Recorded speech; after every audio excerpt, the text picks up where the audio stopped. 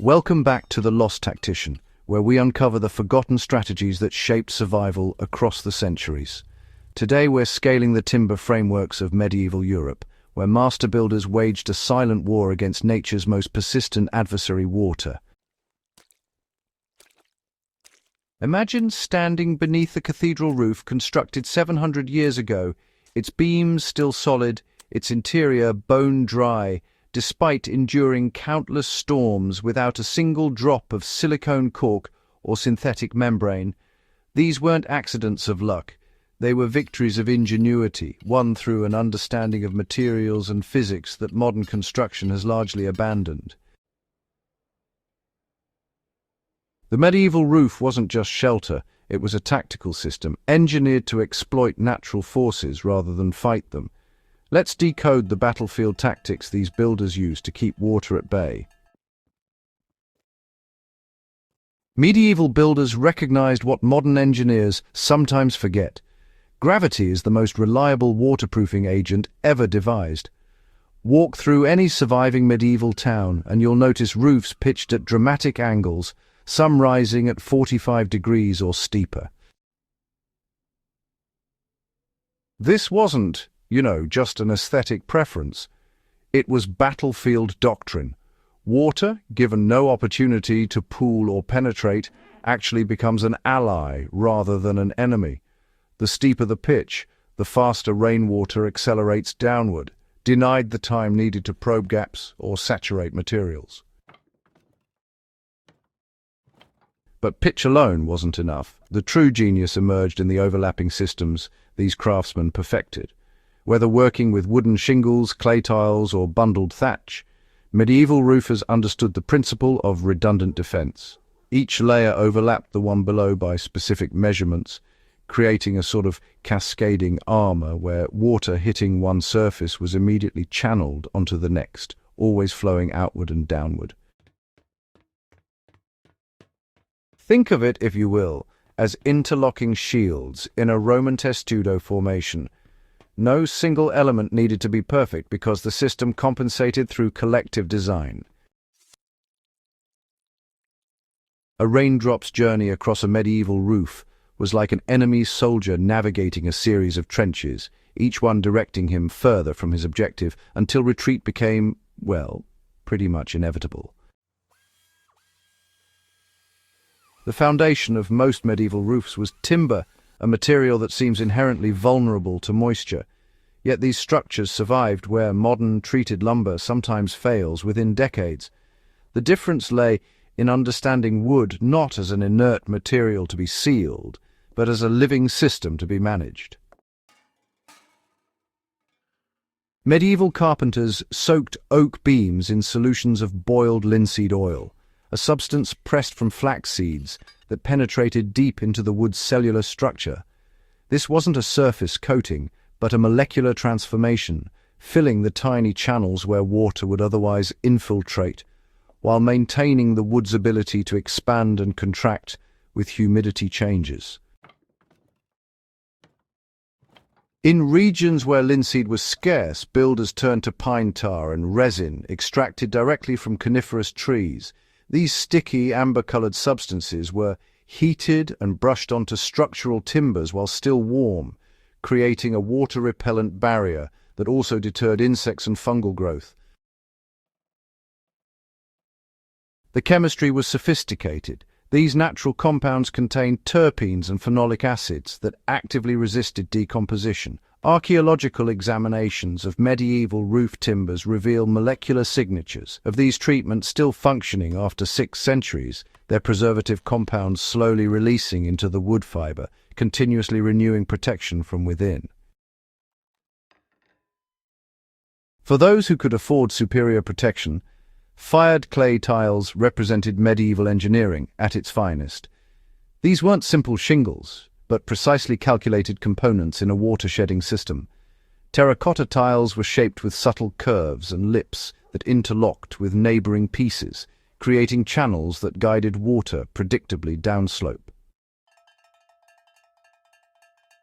The firing process vitrified the clay's surface, making it nearly impermeable, yet the tile bodies remained slightly porous, a seeming contradiction that proved brilliant in practice.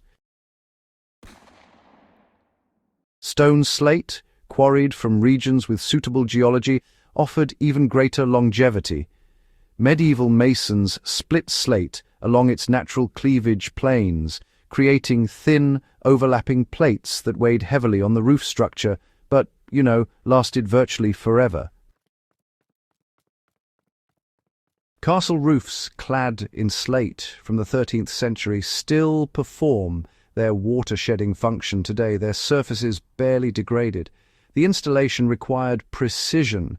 Each slate piece was sized and positioned to ensure proper overlap, secured with wooden pegs or iron nails, arranged so that nail holes remained covered by the slate above, never exposed to direct rainfall.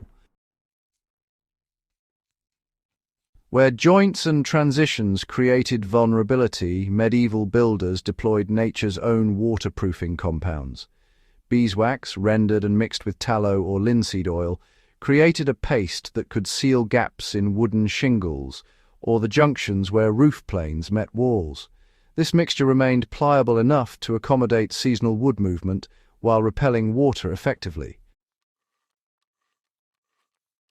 Church records and guild manuscripts describe specific ratios: 3 parts beeswax to 1 part animal fat for exposed ridgelines, adjusted with pine resin for areas receiving intense sun exposure that might soften pure wax. For major structures like cathedrals, lead sheeting represented the ultimate waterproofing technology. Lead's malleability allowed craftsmen to shape it around complex roof geometries, and its natural oxidation formed a protective patina rather than destructive rust. Perhaps the most counterintuitive aspect of medieval waterproofing was, the deliberate choice to avoid complete sealing. Modern construction often creates vapor barriers intended to keep all moisture out, but this can actually trap condensation inside when temperature differentials occur. Medieval builders instead designed roofs as dynamic systems that breathed.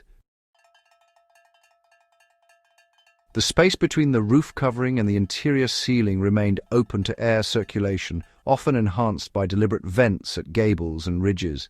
This constant airflow meant that any moisture penetrating the outer layer, whether from driving rain finding a gap or from condensation forming on cold nights, could evaporate and escape before saturating structural timbers.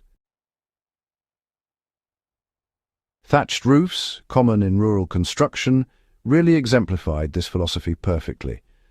Bundles of wheat straw or reed, layered thick and steep, shed surface water, while their internal structure wicked any penetrating moisture upward through capillary action, where airflow evaporated it.